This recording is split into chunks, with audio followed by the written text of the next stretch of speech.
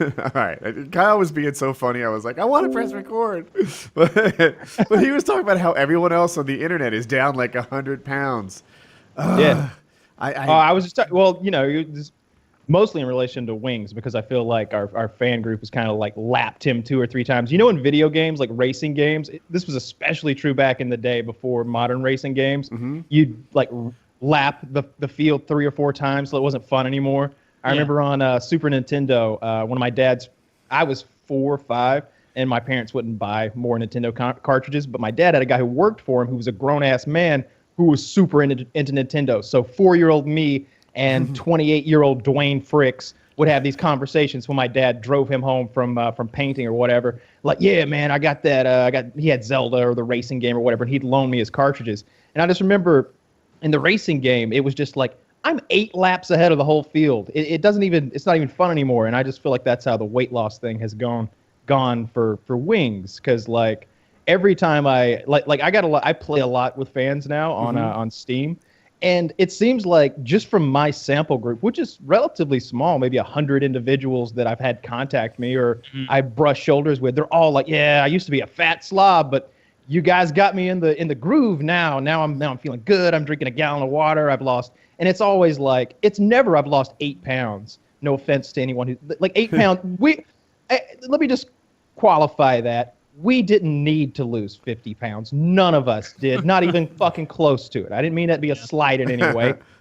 What I'm saying is, these aren't small time goals that these guys had. These guys are dropping 50 pounds and they're like, yeah, 30 more to go. And then I'm there. And I'm like, wow, okay. That's incredible. A lot of dedication. 80 yeah, pounds. yeah, for sure. It's yeah. impressive. I am struggling right now, and it's not through bad behavior, really. I've been fully honest all this thing. I have been tempted in the past to take, like, if I lose 2 pounds in a week, put one in my pocket and just whip it out next week in case I don't lose one. I like but that. I haven't done that. The last 2 weeks in a row, I lost 2 pounds. So Don't cheat yourself like that. You know what we need? But- You know what we need? And maybe this is a show expense. I'm sorry to interrupt, but I was just thinking of that Office episode when they they're trying to do the weight loss challenge on The Office. Each branch is competing with one another to lose the most collective weight, and so they all weigh each other like repeatedly, and they have this scale they stand on, like a warehouse scale, and a big digital readout. It would almost be funny if we did that every week. I don't know if that's an expense or what that would take, but it'd be really funny if we all had We like bought a big warehouse. not a big warehouse one, but a scale with like a digital readout that I could be like, instead of like putting a camera at the floor and like looking at my hairy ass feet and everything, like I could be like, Oh, I I could forgot put like about a your feet. digital monitor right here. They're not that big. Chiz saw them and he was like, "What is Woody talking about?" And he like pulls his out and I'm like, "Whoa!" oh man, this is ethnic. Whoa! He doesn't count. You descended from the Yeti men of the North.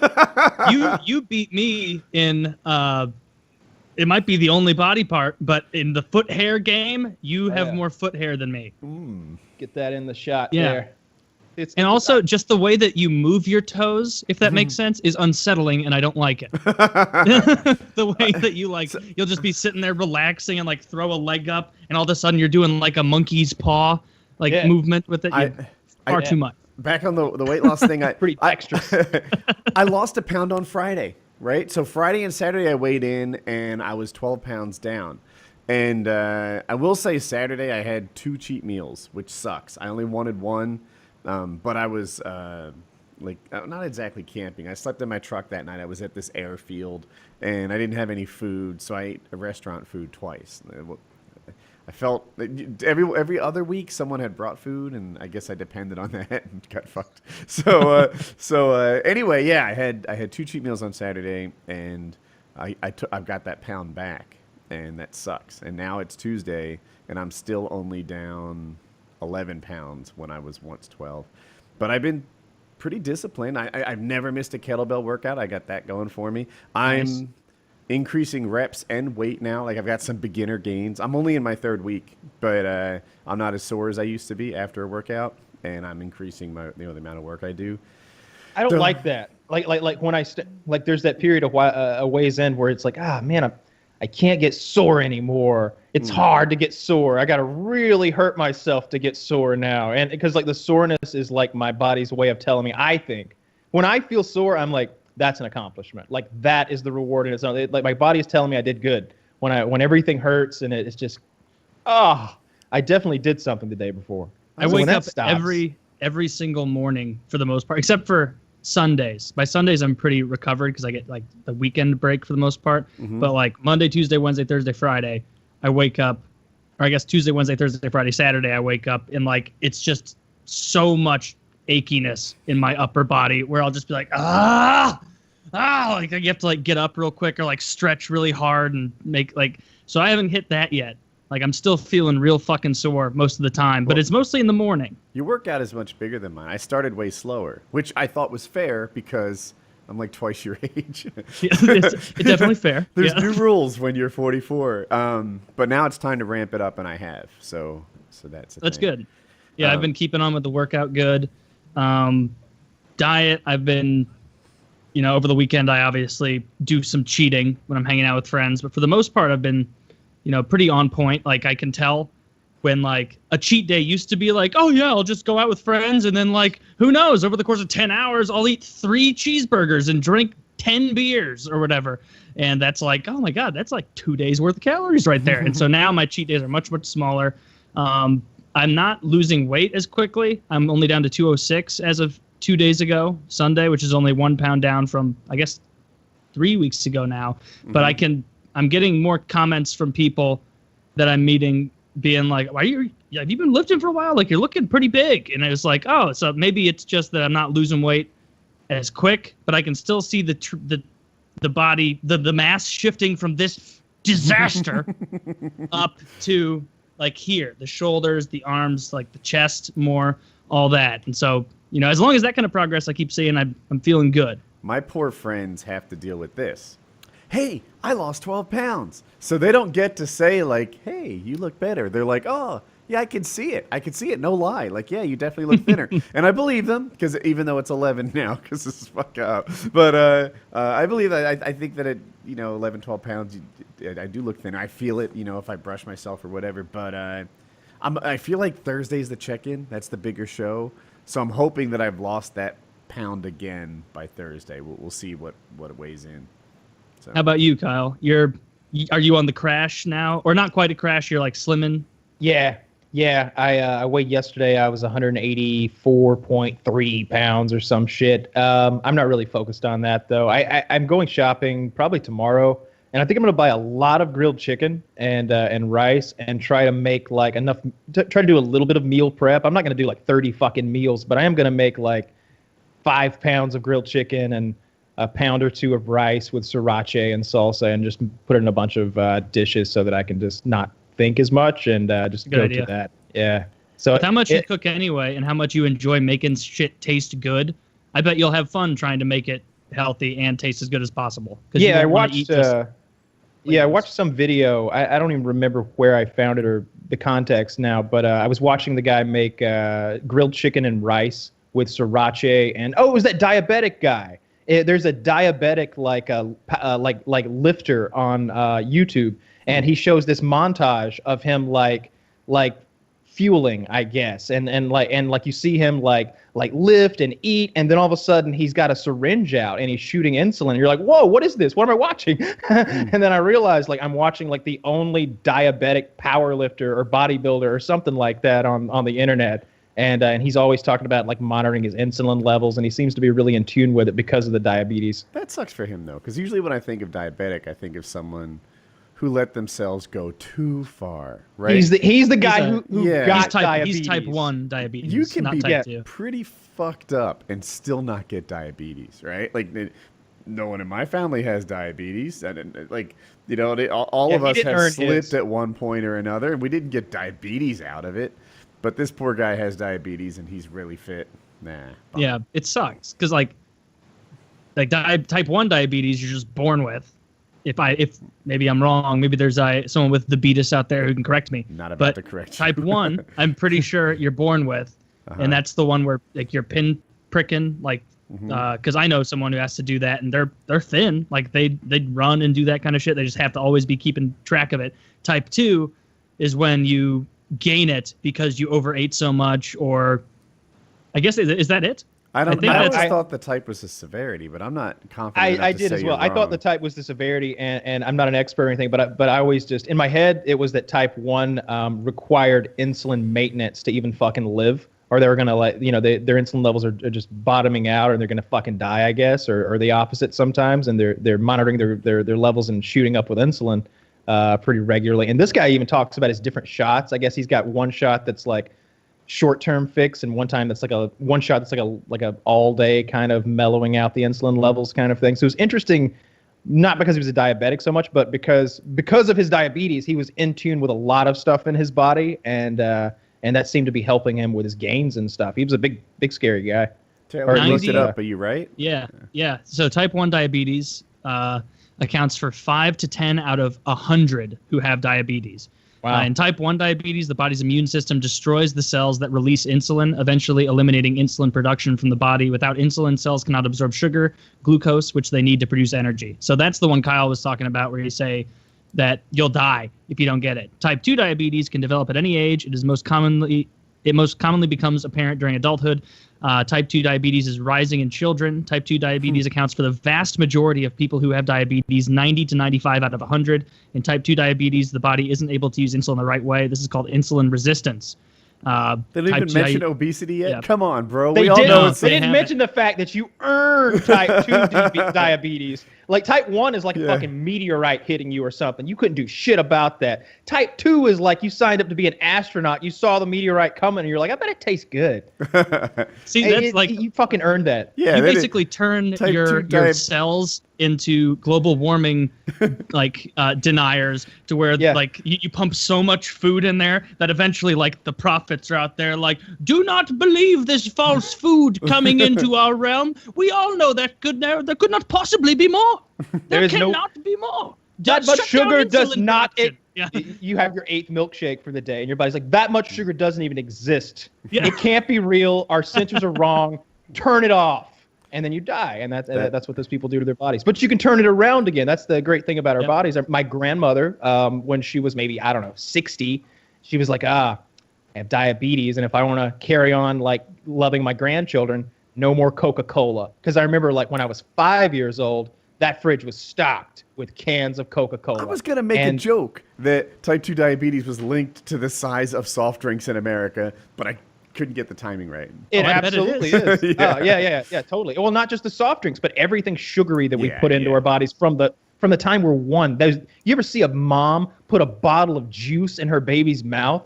Like I look down on that almost as harshly as I do a pregnant woman smoking. When you stick that bottle of apple juice in your kid's mouth, that bottle of sugar water to shut the kid up because you can't nurture it, you don't have enough fucking time to be like, oh, let me cajole you, little one. The most precious thing in the world. No, you're like, sugar. You mean nurture like you don't Kyle have the is time to the breastfeed, best or nurture kind of like person. Someone with no kids and never will have kids.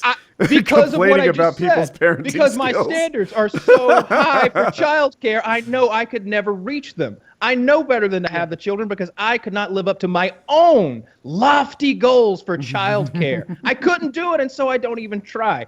If a few million more people had the same kind of self-control that old Kyle has the here, economy we'd would have crash a lot and shrink. fewer, lot We'd less be childhood Japan. diet. they're all in Japan. Yeah, they're all in Japan. 40%. I'm not talking about like being a virgin for the rest of your life. I'm talking about not having a fucking kid if you're not really, really down to have a kid. Like people are like, it's just what you do. I've heard so many guys my age they'll be like, yeah, so she's pregnant. And I'll be like, whoo, what now? What's going through your mind, man? Because I feel like it's like a cancer diagnosis to me. Like if they were like, yeah, you have cancer, you have maybe 3 years. I was like, God damn, that's the same way I'd feel if they were like, you have a son, he's 3. You know, I feel the exact same way. And so I asked these guys, I'm like, what are you feeling? What are you thinking? He's like, well, I guess that's just what you do, bound to happen sometime. I guess I like being a daddy. And it's like, no, you don't just go into this lightly. This is the biggest responsibility you can fucking take on. Like, I mean, I don't know. Like, it's gonna be the CEO of a global corporation. Maybe you're gonna be the president of the United States. Then it's father. You chose to be responsible for the upbringing of another human being. There's nothing more precious or important to the globe and to your family. there's and to a lot of everyone around pressure. you. It's so big. A And friend they're of just mine like has four kids, right? And the youngest one is like 9 years younger than the other three. And I'm like, motherfucker, you couldn't pull out of a driveway. Took him 3 days to get that joke. He's like, I get it. Pull out. Yeah. As a non-parent, I've always wondered, like, because you know that like parents do stuff for their kids that they then realize later, like, oh man, I was really fucking him up right there, wasn't I? Damn. I've always wondered what those are in the minds of parents and what the thing is. No, I'm not saying in real time. I'm saying I think a lot of parents have retrospect where they're like, oh, explaining sex to them that way or something like that wasn't good.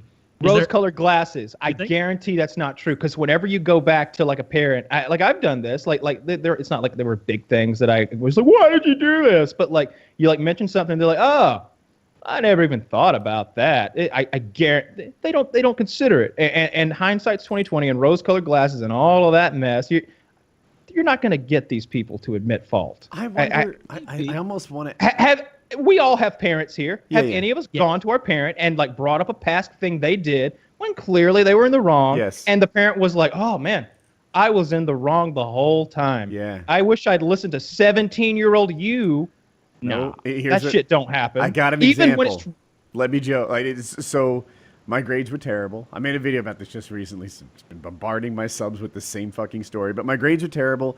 And my father's motivation technique was basically saying you have no future. Like nothing. You guys didn't watch my last video, right? The Woody story. No. Okay, good. I haven't seen it. Fine. So my father's motivation to get me to do it well was basically saying you have no future. He broke out like a yellow legal pad and started like telling me how much I'd make without any education or doing poorly in high school. And then he would like detail all my expenses. And he's like, television, you can't afford television, and no woman will want you. And he just like laid out the most horrific future that a teenage boy can imagine, right? Just broke in a ghetto with no television and no girl, and just working all the time. And no were you going to respect. become black? So was that the mark of Cain was going to be thrown down upon you if you didn't fucking shape I took up? that piece of information, Like in the Bible stuff, and decided, fuck this, I'll kill myself. Like that was my reaction to this, and I tried. Well, it's kind of just unspoken in my family. Like I know they've watched the videos. I know they know the score, but they never come back and say like, you know what? Perhaps that wasn't the best motivation technique. Maybe we should have sat next to you while you did your homework and pulled your grades up like we did with my daughter. No. They don't even do that. They don't even think about it. There's no introspective there. Like I'm constantly thinking like back 10, 15, 20 years ago to childhood, to the way I handled things. And I'll like introspectively examine these things from my point of view and his point of view and her point of view and like a omniscient cloud person's point of view and try to get to the bottom of it. Like, why did this happen? Why did I do that? Was that selfishness? Was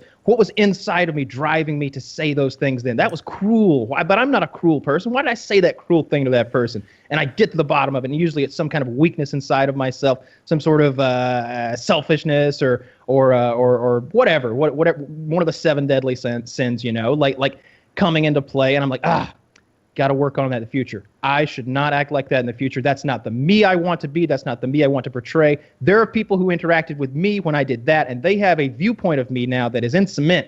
And I can't fix that, but what I can do is going forward, not do that to anyone else and be a better person. Most people don't do that, and parents especially don't do that. Taylor, did your parents have to sit next to you to get you to do homework ever? No. I was always pretty good with getting school shit done because I have so much stress and guilt. I'm very high strung with that kind of stuff naturally, that like if I ever, like even in college and shit or in high school where I'd have friends over for like study parties or whatever, and in their head it's like, oh, we're just going to go over there and eventually end up drinking or something fun, and I in my head be like, well, no, we got to get this done. Like if we don't do this, we're going to have to lay in bed later and feel guilty about it, right? No, nobody else? No, I guess not. All right, let's drink. Like my daughter was a perfectionist, and I had to like actively work with her and coach her to be a little more of a fuck up, right? Because she would spend like 80 vocabulary words, right? So you have to like write the word, then write what it means, and do that. And it's like, oh my God, You're getting done like 3 minutes a word. This is ridiculous. You should be doing 5 words a minute on this stuff, right? Just like freaking. It's a whip it different out. kind of. Like, It's a different thing in your brain Dude, when, like, when you're flashcards and Here, teacher, I vocabulary decided words. to type this one out for you. That's a copy paste move right there. Get your shit done and move the fuck on. You know, like you can do this with way less. Her driving hours, right? Like, oh, I can't possibly take my test. I have, to get all this practice in, etc. None of your friends are doing that. None of them. Like, dude, they just fill it out. Her hours for National Honor Society. I know this one came naturally to Taylor because he had a story, right? I'm just like, call Uncle Greg. He's, morally suspect. He'll fill out whatever the fuck we need. And then when his kids get in the National Honor Society, I'll be there for him. Woodworth Enterprises, LLC, baby. That's where they volunteered. This is important, and this is an important part of upbringing, I think, with children, is teaching them that, look, the world out there isn't fair. And if you ever get a little bit of a shortcut, and it's not going to send you to prison, just fucking take the shortcut. Yeah. If there's an easy way, a right way, and a wrong way, sometimes the easy way is the way to go. I remember, like, my dad got some change back once, I don't remember where, from some purchase, and he was like, they gave me $40 too much. And I was like, what are you going to do? He's like, well, that's their job. I'm going to leave with my $40. He's like, I have $40 now. He's like, that's on them. You don't correct their mistake. That's on them. And I was like, oh, okay. And that's sort of a little tougher for me. But I will say that's how I operate. So, even if you take away the shortcut thing, right? Like putting first things first is essential. Oh, yeah. You've got to do the most important things before the little numbskull dumbass things. And when you have a task like whatever, National Honor Society volunteer. And I should note, her school was stupid about it. They wanted National Honor Society to be more prestigious than it is otherwise. So they made them do like 100 volunteer hours when 20 was normal at other schools.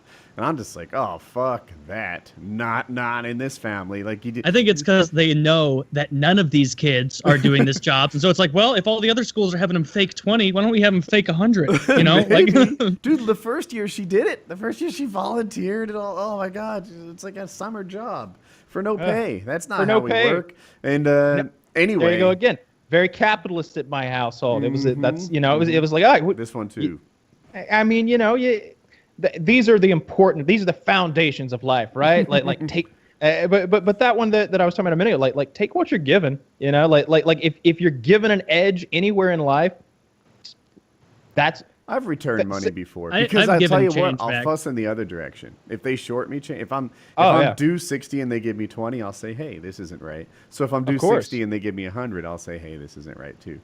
But yeah, I've definitely done that. I've done that at I don't know. Yeah, it must have been a Blues game where I bought a beer and I was due like $5 back in change and they gave me a 10 instead and just was like, hey, you should give me a 5 because I just gave you 10. And then you gave me 10 back, which is like you gave me a free beer. And like afterward, you get a feeling of like, because it's only $5 that you sacrifice, so it doesn't fucking matter in the scale of things. But you get the feeling of being like Christ standing on the mount, being like handing out loaves and fishes, being very like, look at this guy, look at how compassionate he is. Like he's not keeping an extra 5. I do have another example. Like I went to Home Depot and I bought a bunch of nuts and bolts, and for my own tracking purposes, I put them together. Like, all right, every bolt's going to need like 2 flat washers, 1 lock washer, and a nut.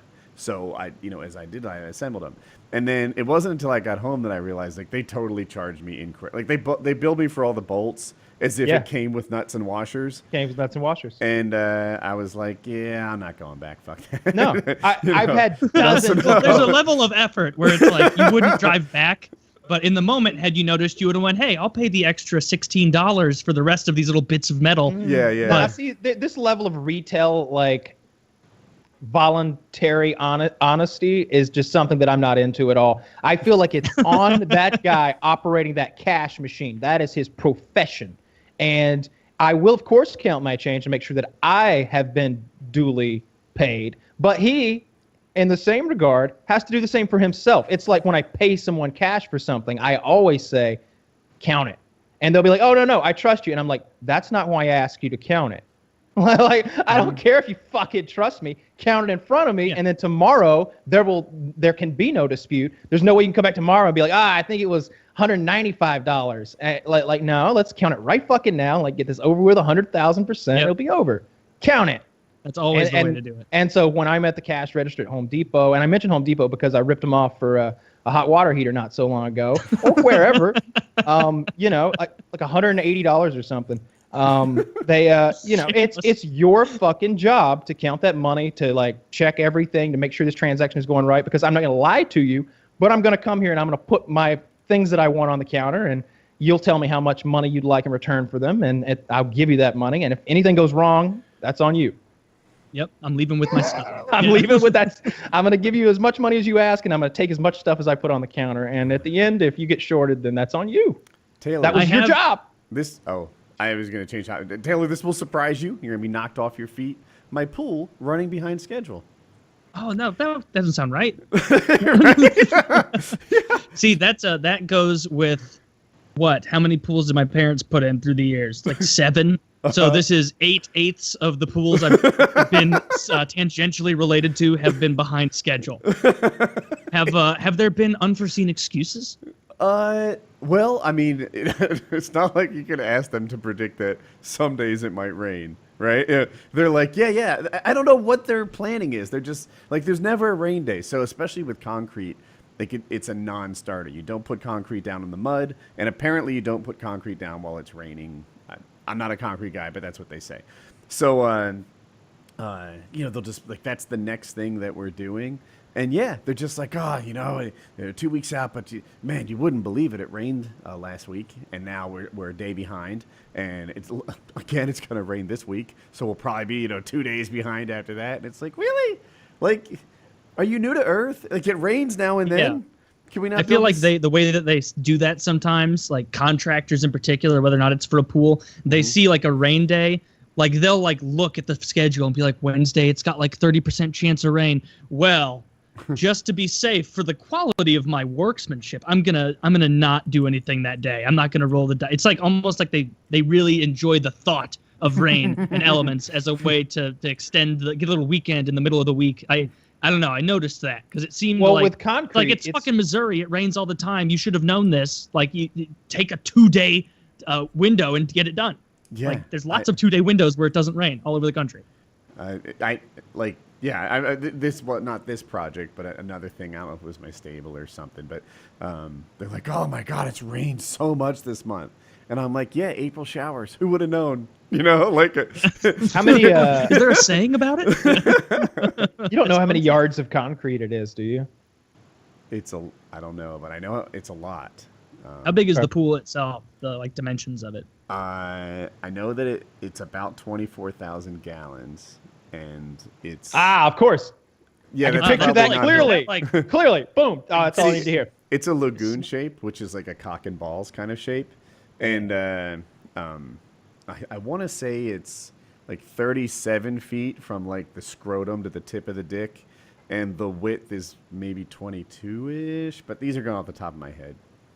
That's a good sized pool. And so you've got it set up so you're going to have like the long deep end part, and then you'll have the bigger shallow end part where you can like put up games the and nut shit like that. sack is the shallow part, which apparently is where the fun is had, and it's why we changed the shape of the pool, right? Like we wanted a deep end, but we didn't want the deep end to like really overtake the all you do in all the deep end is good for, if you ask me, is obviously diving. That's the main thing. But I like to throw like a handful of pennies in there. Yeah, and we're gonna have a waterfall that pours into the deep end, so you can like jump on that. It's made out of like big rocks and stuff. Dude, it's so much greased fun. watermelon. I don't know. What is that? We would take It's where you throw a greased watermelon in the pool and nobody can grab it. Everybody's trying to grab it. Nobody can grab it. Yeah.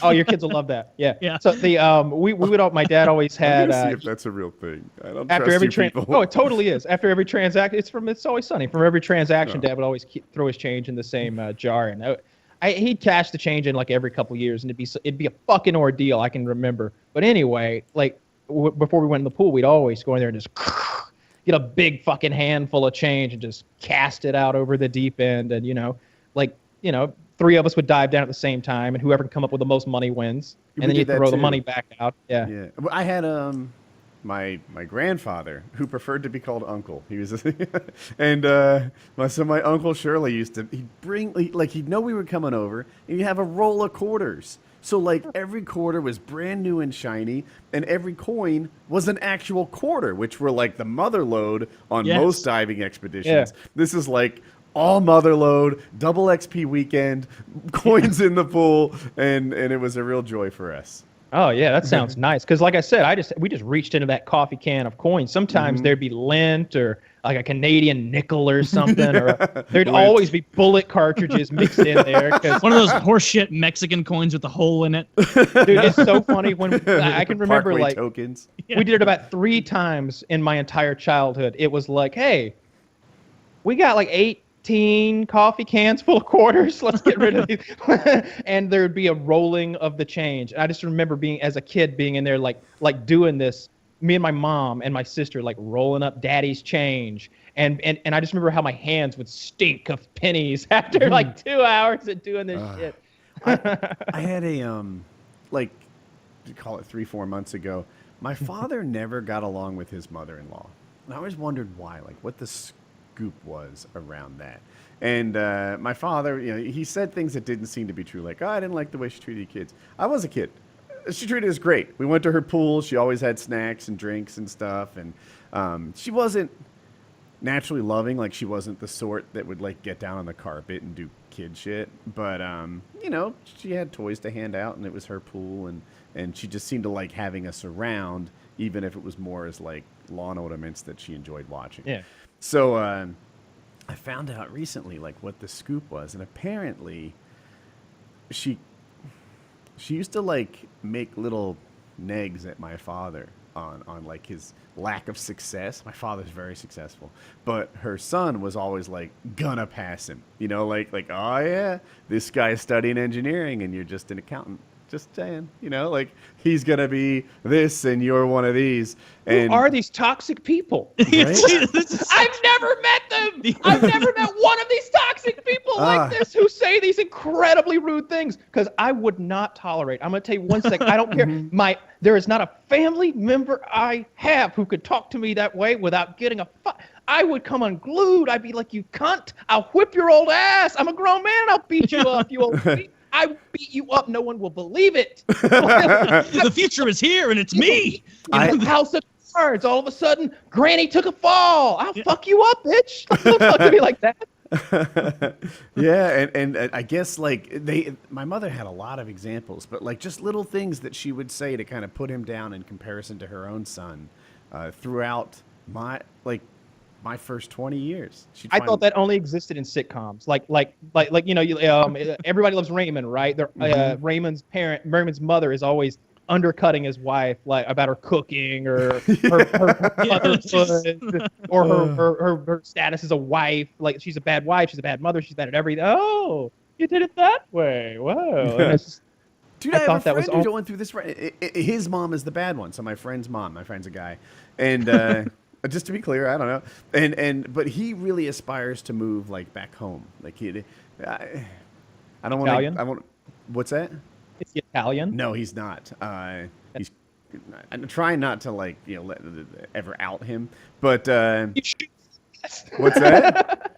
you should have said yes. He's Italian. Yes, That's he's as Italian true. as it gets. Yeah. Ah, mamma mia! Oh, my good friend Luigi. So anyway, his parents came to visit, and they just undercut his wife the whole time. And for whatever reason, like the way that his relationship with his parents goes, that he didn't feel like he could just like put his foot down and say, "Mom, this horse shit's got to stop." And it pretty much canceled his plans of moving back home. Like he just feels like his family dynamic wouldn't be successful if they had more exposure to his mom. I'm a bit curious, and it's your friend and everything. Why did he see that as a good thing? Like why is he like, oh yeah? Why did he want to go home? I guess is my question. Yeah, he inherited 80 acres of beautiful land, and I think like part of the dream is to build a home on that acreage and have his sort of homestead. When I heard move home, I'm picturing like move back into like a subdivision with his 68-year-old mother and father. Move that's not into the the case. town that he was raised in. That's totally different. Okay, I Where, understand. his family, and maybe something similar exists where you're from because it doesn't really hear of it. His family is like He's beeping at me like a royalty almost. Like you know, like I think in farming communities this happens. Like you know, oh yeah, the Johnsons, they've got that giant acreage yeah. over here. Well, you become a pillar of the community, not just Yeah. in social status, but financially. Like there are farmers here. There's a family. It's two brothers who are maybe 65 and 70, and one of their sons, and they own tens of thousands of acres of. And it's not just like I know that guy in Texas who owns 20,000 acres, right? But it's just desert for the most part. I mean, there's water and there's animals, but he's not growing corn out there. These guys have tens of thousands of acres of corn and wheat and soybeans. And yeah, like their tax contributions just to the county is probably what's like making the high school get its new walls and shit like that. Yeah. You know, they're propping the whole community out. So that's probably a more extreme example, but he's that to a lesser extent. And that 80 acres he got was an inheritance split amongst like a bunch of kids and such. So, you know, I think that's his home. But yeah, and I was like, so, how old's mom? And he's like, she's gonna live till 95. She's spry. Yeah, Almost spry. he knew where I was going. You know? Well, there's a lot of longevity in the family. It's so sad. Yeah. Bad I news. wonder if that's an interesting thing. Like if you're in a family where you're like, here's a perfect example: the royal family of England, right? Mm-hmm. You got Prince Charles over there, right? He has now. I'm not an expert in this. I think he's been in line to be the king for his entire fucking life, virtually. Mm-hmm. And his mother, the queen, who drove a truck in World War II, She's 191 now. is still hanging around. Like they just had her like 70th like year of Is she being the 90? queen. Yeah, she's like something like that, 90 something, because she's been the queen for over 70 She's years Walter now. Fraying this shit. Like her kids Totally. are going to be senior citizens when they Fucking get their kids. Charles is a senior citizen. Is he Charles is old as 65? shit now. I'll Google it. Elizabeth is That I don't know. 91. Charles is 68. He there is you go, yeah. literally a senior citizen. A pensioner. Yeah, like Pensioner. that's what they call them there. And I find that a bit like insulting, right? To call someone a pensioner. It seems like you're reducing them down to the fact that they collect what I'm assuming is like their social security check there. That'd be like if you called old people social securityers or Yeah, social I security leeches. Leeches. There's an Yeah. implied like incapable of being productive in pensioner, right? That too. Yeah. Like you could be like here there, and I don't know if this is a good thing or a bad thing. There's plenty of people collecting Social Security, but still like working jobs and you know earning a living one way or another, and being productive. But when you call someone a pensioner, I really picture and I hear it often in crimes. They'll be like, oh yeah, a pensioner was beaten mercilessly with canes by hooligans in the alley, and he's forgiven them. And it's like, Shouldn't Jesus. the Caned by hooligans. yeah? It seems like Caned the by pensioners hooligans. should have beaten the What is hooligans this, with Clockwork canes. Orange? Yeah, you know, who has the canes here? What, They took his cane away and whooped him with Ah, yeah, see that's it. Insult to injury. Oh man, that's one of the darkest scenes of any movie. It's hard to think of a scene that's more macabre and dark than that scene where Singing in the Rain. Yes. They beat that elderly man with his cane. the They're wearing rain. like the white jumpsuits that are so just disparate from what's happening there. And it was pre-planned, and that to me adds part of it. They're like, you know what? Let's go out tonight for some extreme violence. That's my British Ultra accent. violent. Ultra violence. Ultra yeah. violence. Yeah, and they'll all dress up When I heard in like. that, I was like, what's ultra violent? Yeah, I'm familiar with violence, but ultra violence, the fuck? And sure enough, like, wow. Yeah, it's hard to watch. They're so Big Kubrick brutal. fan, but that's not. I don't enjoy that one. I've watched like 2 or 3 things that like dissect that and talk about the hidden meanings and stuff, and I absorbed all that at the time, but still, I don't care for it. I don't care for watching all the violence, the ultra violence, and I don't really Really? care for his character either, even when his off time. That one didn't do it for me. I like almost everything Stanley Kubrick's done, but not that one. Not that one. It's one of my favorite Stanley Kubrick movies because it's so fucking weird. Off-putting. I It's very admire a off-put- movie's ability to move me. I was And cured, that all movement right. doesn't have to be positive. You know, the one I brought out a bunch of times is Demi Moore, Woody Harrelson, Robert Redford, the cheating movie, Indecent Indecent Proposal. Yeah.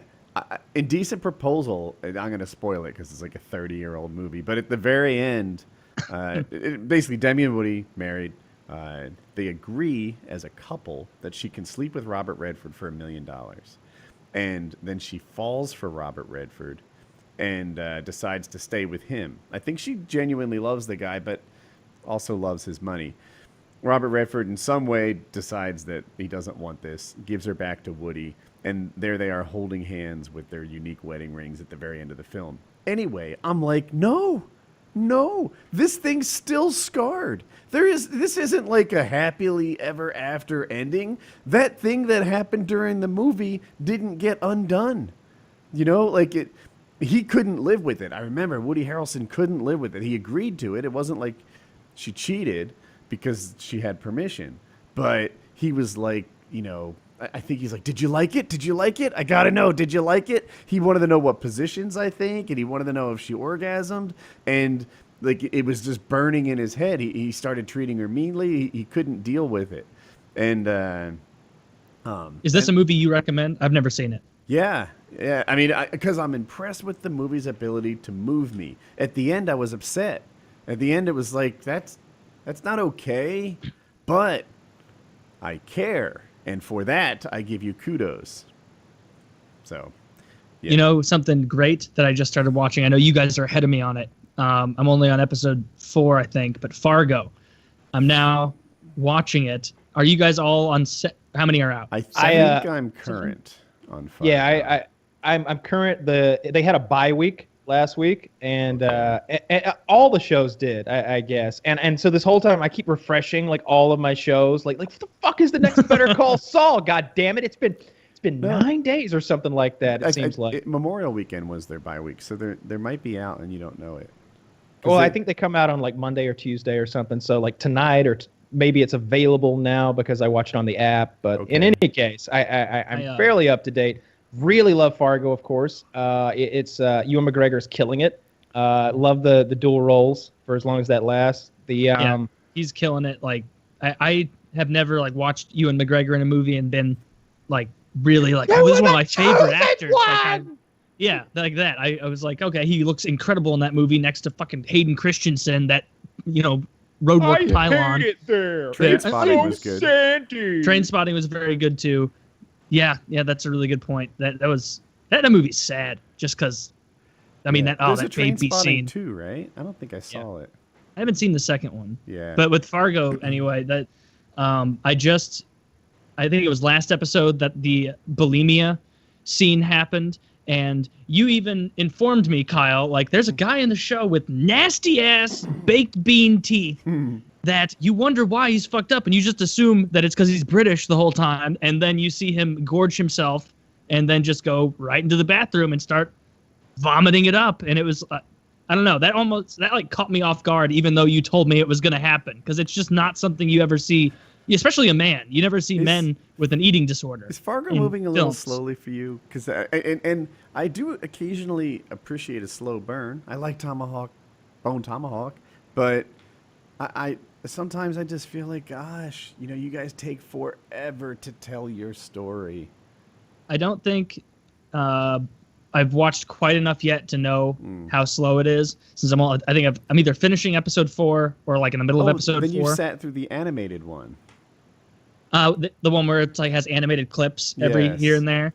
I kind of like, I liked that because I was trying to understand, because it was obviously the book that she was reading about, you know, the robot and everything. So I think it's robot. I don't know. It is the robot that she was working with, but I don't know. I've liked it a lot so far. Ewan McGregor's keeping me in it. The guy Mac was in it. I saw his episode. I was hoping more. I was hoping more and more that he was going to start saying more and being like a bigger character, but all of his lines were just, he was such a douche, such an insufferable fucking douche to that lady. And I don't like this lady cop nearly as much as the previous season's lady cop. Previous season, both previous seasons cops were way funnier. Especially, you know, season 2. Season 1. Season 2 was Kirsten Dunst, who was very funny with poor man Ben Affleck. Not Ben Affleck. Poor man Matt Damon with the red hair. Yes. I No. The lady Breaking cop's, Bad? The lady cop's boss, completely hateable. Oh my gosh! Every time he says anything, he's just a bigger knuckle-dragging meathead. You know what you get with your mashed potatoes?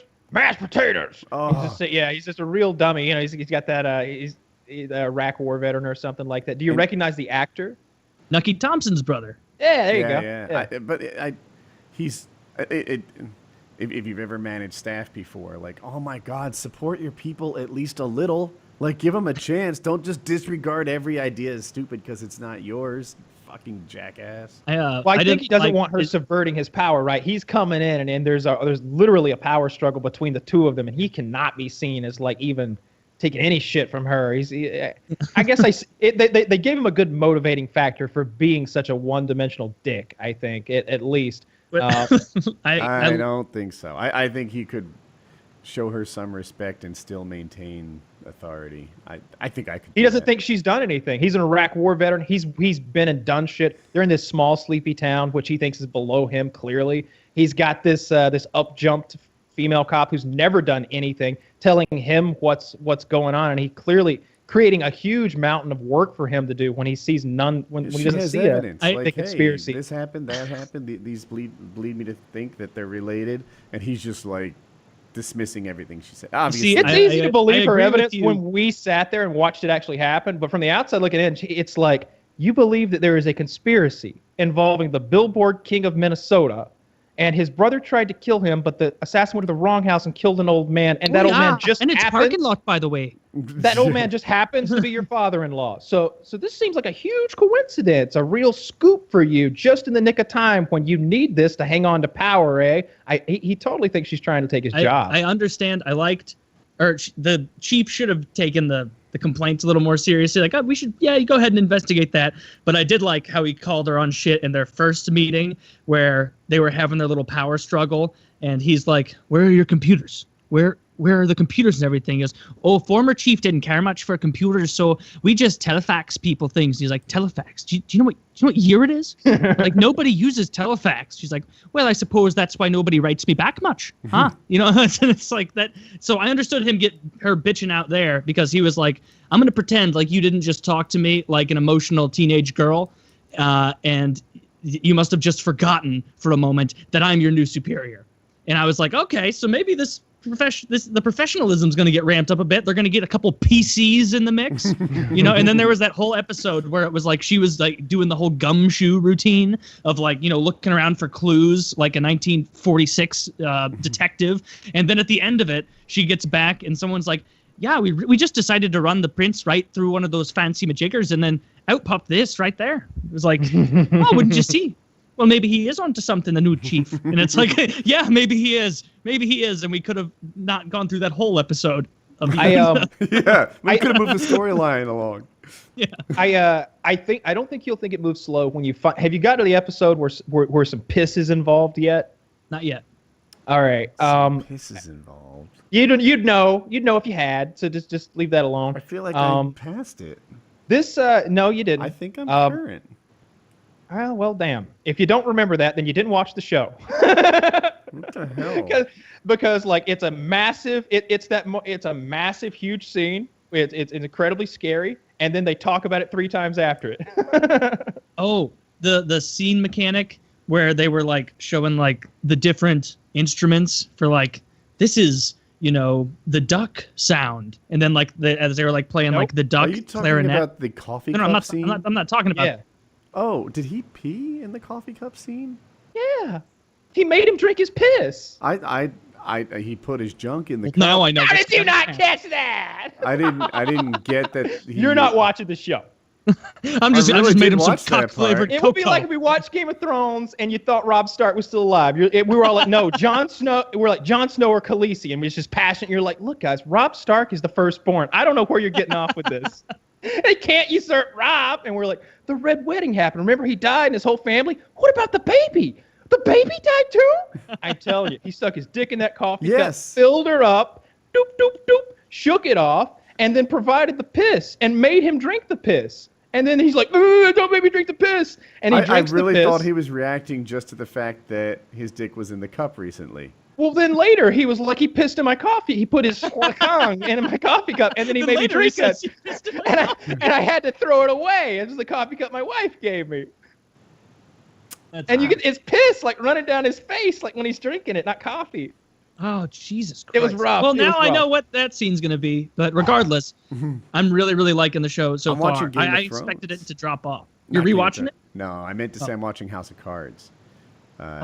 Speaking of yeah. people from Nucky Thompson's neck of the woods, I was going to say this earlier. So the cop that was Nucky's brother, I have no problem seeing him as this asshole officer. I know what The you're guy with red hair, who is the writer for Claire and Frank, I cannot see him as anyone except for the guy who's who runs the dock in Boardwalk Empire and always has that little hat, and they're like, Come on, Nucky. Hey, yeah, come on, Nucky, And then he does his, Maybe I tried to sell you out, but I'm a good guy. yeah, like his yeah, little, that yeah, guy's the Nucky, worst. we're just doing our Uh, best here. There's Like, three that's it. characters that I can think of because the other guy, the Jewish partner who has the coffee cup provided to him, the partner of Ewan McGregor, he was the guy in New York, he was the rich guy in New York that dealt with Nucky Thompson in Boardwalk Empire. I can't remember the character's name, but he's gained a lot of weight since then. Like I would say 30, 40 pounds of belly since those good old Boardwalk Empire days. And one more guy that I notice constantly in everything HBO does is the black guy who played Omar. I wish I knew his name. I'm going to come up with it after this because I'm tired of saying the black guy who plays Omar. I don't think that's not very nice. But he's been in every single thing, every single HBO show I go back and watch. I see Omar in there. He's even in Sopranos. Omar? What Yeah. is- And there's an You don't episode know of Omar Sopranos. from The Wire? I haven't seen The Wire. Oh, shit. The Wire is Whoa. top 5 all-time shows, brother. That's the shit. That The show, that Wire. thing is That's so the well Baltimore written. cop drug show? Or Yes, Yeah. that's it. That's it. And shucks, so I guess the basic premise is these detectives are trying to catch these Baltimore drug dealers. But I swear the story is told from both sides. You're not just following the detectives. You also become one of the gangsters, and sometimes it's even hard to know who to root for because Yeah, like equally, you're riding that rail between the two. You're right in the middle, and you get just as much law enforcement as you do gang work, and they have similar hierarchies in both organizations and similar issues. Sometimes power struggles. Maybe the boss won't listen to an underling who really knows what he's saying because he's on the ground, and people die on both sides. This show's and not still going, right? No, it's all wrapped. It's actually a little outdated. Like, I want to say the way they use pagers and cell phone. Like, there's some tech that's important that maybe things would be different now. It's like season 3 when SMS even becomes a thing, and they're like, Oh. they're like, what do you mean a text message? And they're like, yeah, it's like words, but it comes through a phone and you can read it. And they're like, mind blown. And then they've got the gangsters are using SMS messaging and like a map of the city to coordinate their meets, and it's really complicated. The Wire is incredibly well written, and every single character grows throughout the story. There'll be some middling bullshit gangster that you don't even care about, and like 3 seasons in, you're like, God damn, I hope Tommy makes it. And then then they'll fucking rub Tommy out. And you'll be like, God damn, they rubbed Tommy out. And it'll mean something because 3 seasons later they'll be like, you killed Tommy, I found out. And it'll go down. It's there's good a shit. pair of assassins in The Wire that are just so compelling to watch. Like one of them's like a little girl, and it's just like, oh my god, like they're so ruthless. They're psychopaths, sociopaths. They kill without caring. Oh, I just figured out who you're talking about. She's not little. She's an adult. She's not tall. She's like Yeah, a they're- 4-foot adult. Yeah, there is a very dykey black chick who's in her 20s or something, and she talks like this, yo, and she hangs out with another It took black me chick. a couple episodes to be 100% sure that's a girl. I They, I was 80%. I would have bet the right way, but I didn't have it locked in until later. She's pretty masculine. She's got a rough and tough voice, and she's a drug gang enforcer. You know, she's the one her and her partner are the ones who go out and kill people for the gang. There's a great scene where the episode opens up and she's in like a Home Depot looking at nail guns and she doesn't know what she's doing. And the guy comes up and he's like, he gives her the spiel, right? He's like, well, this is this and this is that, but this thing uses like 9mm blank cartridges to fire nails and it'll do concrete or wood or whatever. And she's like, oh, hell yeah. She's like, peels off like $400 and gives it to him. She's like, I'll take this one. He's like, no, you got to take it to the counter. She's like, no. And you keep that. You earned that money like a motherfucker. And like, she walks out and the guy's like, is that the one? She's like, yeah. Uses 9mm cartridges in his shit. This is the Cadillac of nail guns right here. And they're using the nail gun for some nefarious shit. They're killing people and burying them in like these abandoned homes and then just patop, patop, patop, nailing the houses up because they're like these old abandoned Baltimore row houses. That's the other thing. Baltimore is your background, and I don't know shit about Baltimore. I've driven through there one time. Detroity. Fucking scary. Fucking scary. It's like right in the shadow of Washington, such a D.C. shithole city. But it's just fucking scary. But this crack is a incredible problem. And there's one more character who's incredible named Bubbles. He's a crackhead, and he looks so much like a crackhead. Jesus, Ricky, I don't know what I'm gonna do if I can't get some crack. This is a much more fucked up Bubbles. He's a black dude, teeth missing, hair all crazy, and he's just all skinny and always getting his ass kicked over trying to steal crack. Yeah. And but people saw the actor in his wardrobe, like on set or something, or outside set, maybe smoking a cigarette, and they're trying to give him money, and he's like, no, I'm a fucking HBO, I'm good. I'm all right. Have you guys seen 12 O'Clock Boys? Nope. No. It's heard of it either. I think it's a documentary, and it's about this Baltimore culture of riding motorcycles, but they're usually dirt bikes on the street.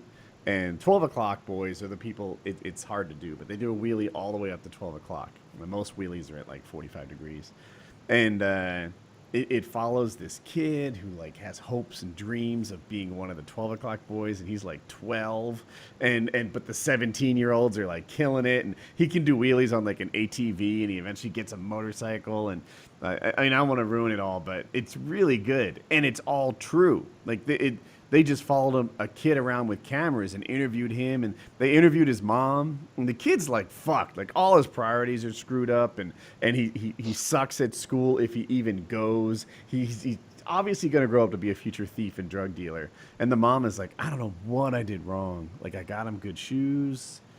I got him good shoes. Yeah, he had like okay, well, all right. He had sneakers that impressed his friends, right? Not even like I kept him fed and clothed. Like she's just saying, I got this kid impressive sneakers and he's still not coming straight in life. It's like, you're the worst mother ever. My God. You can't win in life with a pair of Air Jordans. You're not my son. Right? All right? You're never going to be a 12 o'clock boy with that kind of attitude. Look at your brother. Dude, that and like a picture on the wall of his brother, like smoking a cigarette, like at 12 o'clock. Yeah, doing a wheelie. Look at your brother. God rest his soul. He knew how to use his Jordans. You know. Yeah, dude, it was. Yeah, I don't want to ruin some of the highlights of it, but 12 O'Clock Boys is legit, and it opens your eyes to like a real fucked up community. You know, people who prioritize all the wrong things in life, have no positive role models. And positive role model sounds like, you know, well, fuck, who doesn't have whatever it is? No, they're all aspiring to be the cool fuck up in the neighborhood. And you see how that goes down. It's pretty good, 12 O'Clock Boys. I'll have to check that out. Looking for another documentary to watch. Planet Earth 2 is coming, or maybe it already came out. I don't know. Yeah, it's been coming out in episodes on BBC.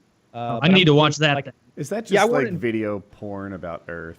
Is that? It's the greatest animal documentary series ever made. It's the one with David Attenborough narrating. It's in 4K. Mm-hmm. It's the one with the incredibly huge budget. They don't just go out in some wildlife preserve and get close to a bird. Like they send guys out to Mongolia where they camp for like 6 months so they can get these shots of this rare reindeer and stuff. Yeah, they don't just get shots. Chasing the lizard. Remember we watched that clip and the lizard's like making that crazy escape. That was from Planet Earth 2. Yeah. But I want to watch it in 4K, so I'm waiting until I can get it all and binge watch it. That's right. You have a 4K TV.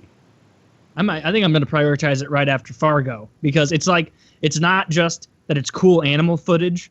Like, to what Kyle was saying, like, they spend so much time getting the animal footage that it's a guarantee that you're not just going to get to see all the cool animals, all the hits, but you're going to get to see them doing things that we've never caught on film before. So it's like, this is what a great white shark, does right after it gives birth. We've never seen this before. We have no idea. This is what this snake does when it's underground. Some sort of whale, like a sperm whale sleeping vertically or something. Is this the one that followed the whales? That sounds familiar. Yeah. And yeah, like it is great. I don't know, whatever reason, I'm in a mood right now to poo-poo it as all video and lousy audio. Like in the paramotor. Oh, the audio is the best part. I could, Yeah. if I had a choice between watching the video without the audio of the animals doing the amazing things, or listening to just the audio and no video, I would pick the latter, because I would just listen to David Attenborough tell me wonderful things about animals. No, Well, I would rather watch and just assume things. Be like, could this is picture- what I bet he's doing. I watch a lot of He's probably saying, paramotor "This is videos, great." and I bet they he mostly loves this. suck. They suck. Paramotor videos are absolutely terrible. People get up there and they think that just because there's an interesting experience that they live through, that it makes for an interesting thing to watch, and it doesn't. And I tell people, like, dude, if you want people to watch your videos, the bad news is you have to talk to them or you have to crash. The good news is you get to pick which one. And that's like my advice to paramotor people. And somehow that ties back to this, where it's like, you know what? Just interesting visuals of, like, the sun setting on a lake from the sky or whatever, this like privileged perspective, not enough. You've got to I would make crash it interesting land. to hear. I would crash every single time. I would create like a crash landing zone where I just at full speed could like 8 feet off the ground and just right into a giant mattress or something. Maybe A big Casper foam would get pit. You involved. can have a foam pit in your yard that's just always there, and you aim Yeah. for it. just coming in at 45, and every video is like crash landing number 8, and just a clip of you as you come in and hot. Yeah, it'd be great. There's something called SIV training. SIV is not important. It's French. I don't think it means anything. But basically, they like collapse their wing and do acrobatics and things that are very dangerous while a guy's talking you through it. And I'm told that at the end of it, it's done over water. You can throw your reserve to go for a reserve ride just to see what it's all about, so that your first time ever isn't in an emergency. But it's optional. I totally want to give that a go. Like, Yeah, I would. Yeah. I would want that experience big time. Like, because I'd always be wondering, like, it's your backup, it's your safety, but it's completely untested as far as you operating it. You've never used your safety before, and I don't know how many other things are quite like that you never get to use your safety. I'm sure that like guys who are on watercraft routinely inflate, especially if you do it professionally, maybe you know how to do the raft, inflate the raft, and maybe you know how to inflate your life preserver and get the beacon going or whatever the hell. Yeah. But you've never done that in your sport. I'd like Never. that. I was doing like mental rehearsals of grabbing my reserve, and there's a handle, and I went to grab it, and it surprised me because it was vertically oriented instead of horizontal. And I'm like, you're clearly not practicing enough. That shouldn't be a surprise to you. Like, And then the thing in what my the head handle's would be how much force to apply to it, because one thing that's always I've noticed that people get wrong is like cocking. There's the 50 caliber machine guns. You've got to grab the charging handles up here and it's horizontal, and you've got to pull it back to you and release. And it's hard. It's not easy at all. And like I've never seen anyone who's never done it before do it the first time. They're always like, and I'd be thinking the same thing with like that handle. Is it the sort of thing that you grab and then apply pressure and extend like this, or is it like that 50 cal handle where you grab it and you fucking snatch it with like everything you have? I've done it in practice, like in a simulator, which is basically like some ratchet straps that suspend you, and you grab it and it's velcroed in, so you sort of break the seal, and now your handle is attached to this chute, and you throw it into clear air. And people, they're like, you cannot do it in one step.